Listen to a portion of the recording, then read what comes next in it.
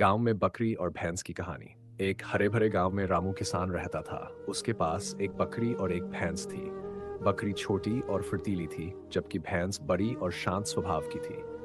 दोनों का स्वभाव एक दूसरे से बिल्कुल अलग था, लेकिन फिर भी वे एक ही आंगन में रहती थी।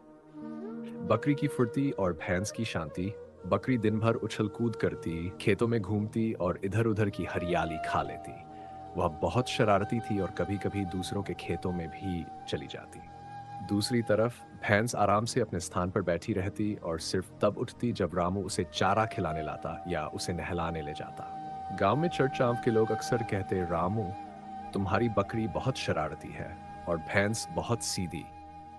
इस पर रामू मुस्कुराकर कहता, दोनों के अपने अपने गुण हैं। बकरी कम खाती है लेकिन दूध कम देती है, भैंस ज्यादा खाती है लेकिन खूब दूध देती है। एक दिन की घटना। एक दिन बारिश के बाद पूरा गांव कीचड़ से भर गया। बकरी तो हल्की थी, इसलिए कूदती फांदती बच गई, लेकिन भैंस भारी थी और पैर फिसलने से वह कीचड़ में गिर गई। भैंस उठने की कोशिश करती रही, लेकिन सफल नहीं हो पाई। रामू दौड़कर आया, लेकिन अकेले उसे उठाना मुश्किल था।